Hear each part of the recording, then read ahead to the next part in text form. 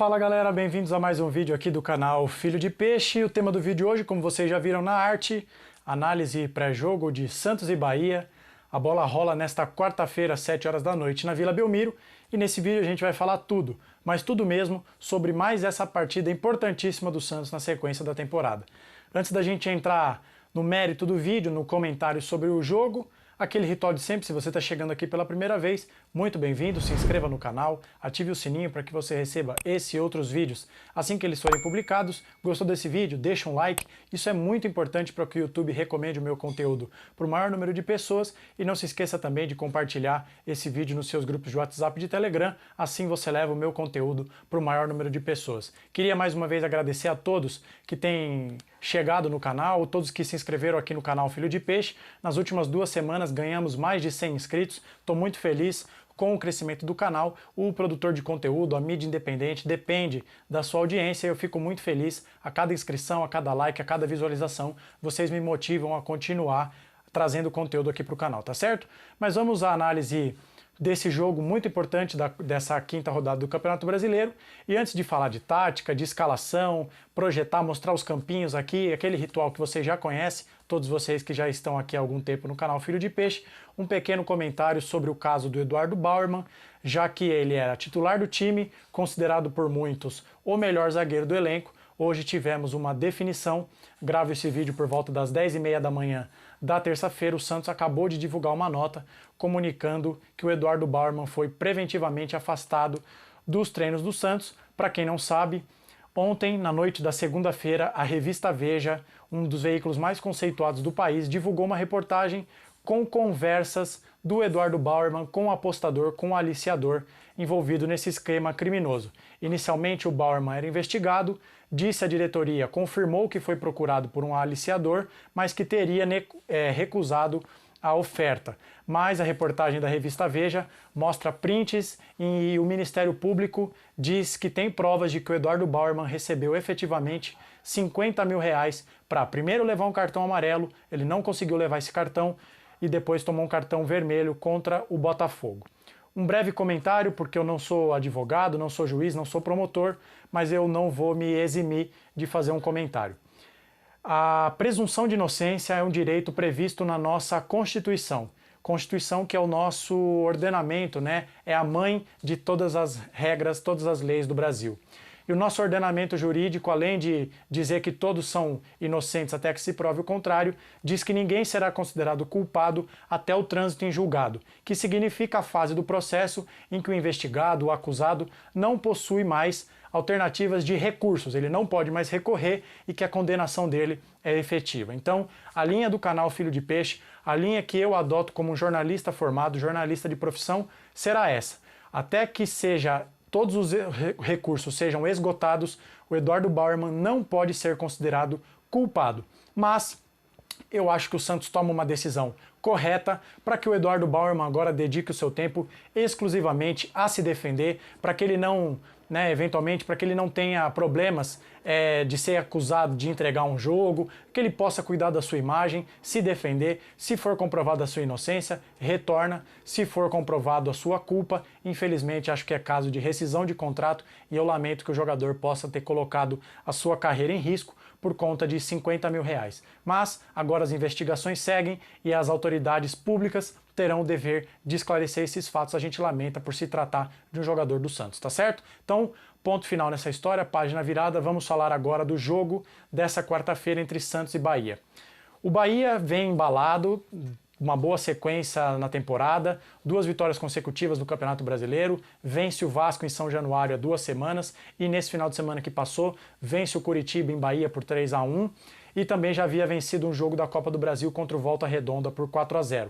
Mas o Bahia teve um início de temporada turbulento, com o técnico Renato Paiva, português, que teve passagem já pelo Independiente Del Valle. Ele começa a temporada jogando com uma linha de 4 defensores, alguns resultados turbulentos, alguns tropeços, como por exemplo um 6-0 para o Sport na Copa do Nordeste, perde também de 3-0 para o Fortaleza na Copa do Nordeste, também perde no Campeonato Baiano para o Itabuna de 4-0, ele muda, vem um freio de arrumação, escala um time com 3 zagueiros e essa é a base do time do Bahia atualmente. Um 3-4-3, com algumas variações, ora um 3-5-2, com um meia mais coordenador de jogadas com 2 atacantes, ora um 3-4-1-2, né, com 2 alas, 2 volantes, um meia e 2 atacantes, enfim. Mas essa é a base do time do Bahia.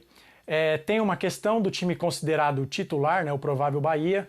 No momento que eu gravo esse vídeo ainda não vi nenhum portal cravando a escalação do Bahia, mas do time considerado titular haverá pelo menos uma mudança. O Jacaré, que é um atacante que tem jogado pela ala direita, está suspenso, não joga.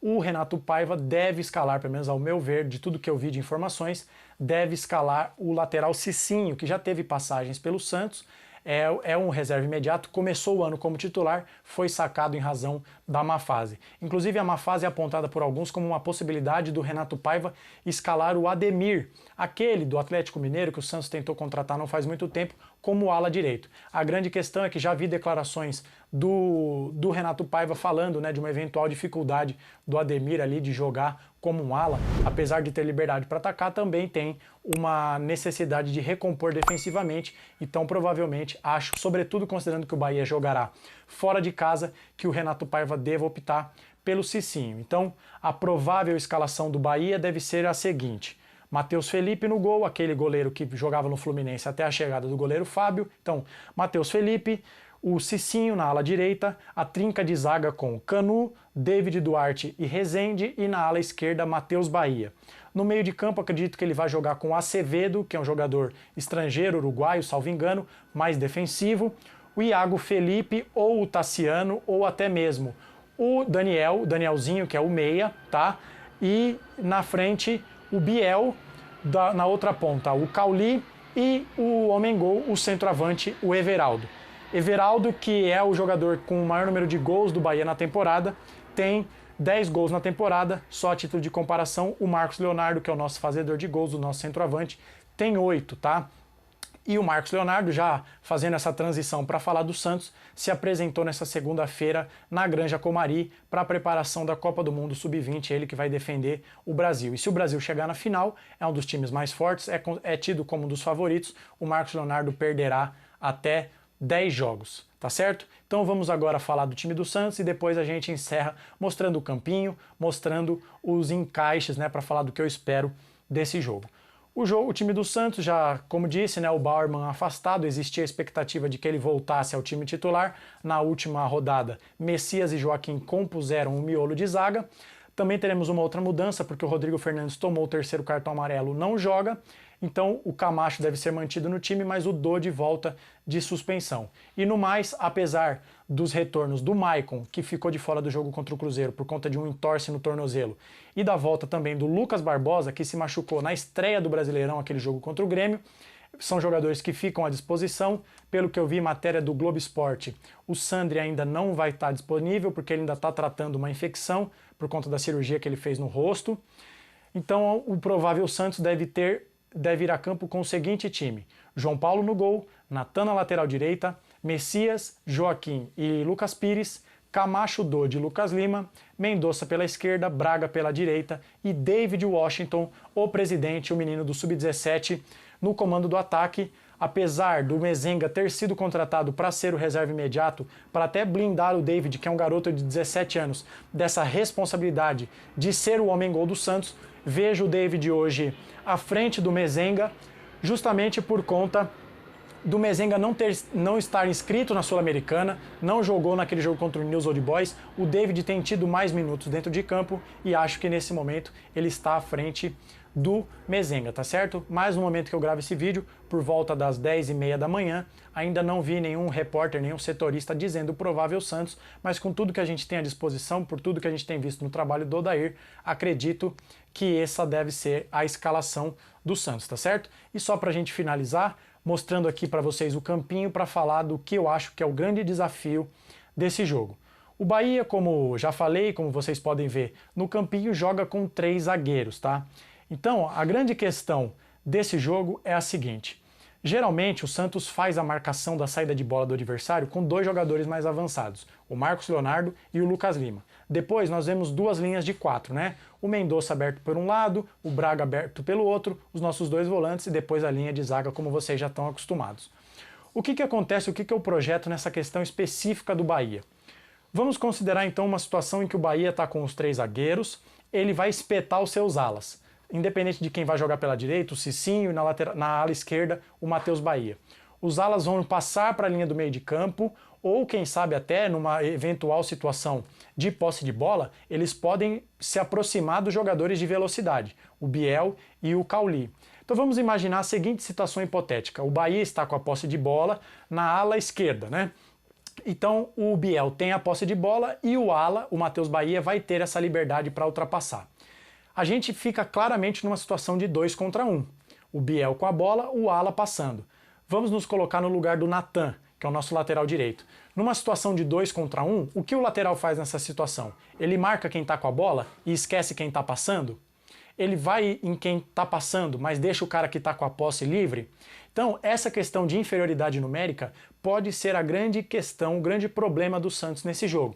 Vamos lembrar que o segundo gol do Cruzeiro sai de uma jogada assim.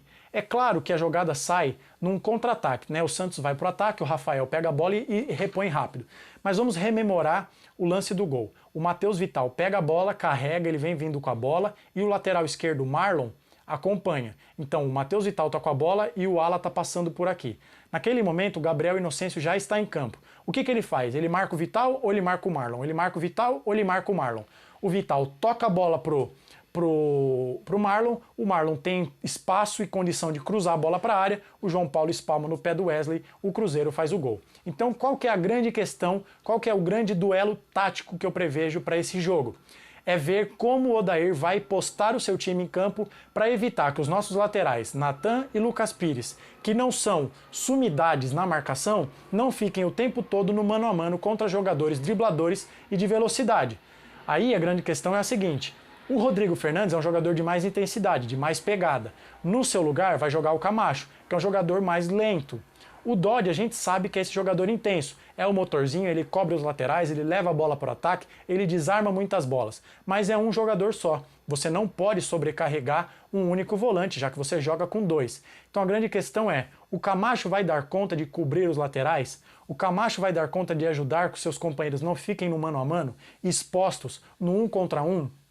Com jogadores de velocidade? E é por isso que esse jogo, a meu ver, seria uma grande oportunidade do Odair Hellmann mudar a sua escalação, colocar um homem a mais no meio de campo, para que o Santos tenha condição de igualar tática e numericamente a formação do Bahia.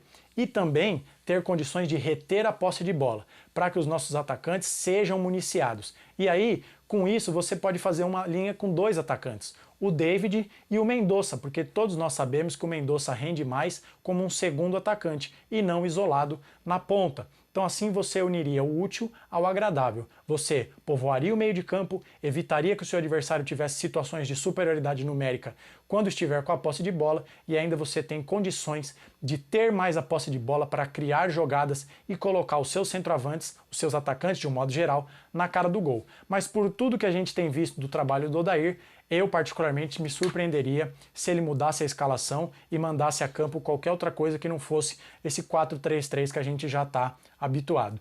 No mais, não vejo muito caminho para que o Odair mude o que ele tem feito nos últimos jogos, mesmo jogando dentro da Vila. Eu acredito que o Santos vá sim, em muitas ocasiões, dar a bola para o Bahia para sair no contra-ataque, mesmo jogando na Vila Belmiro.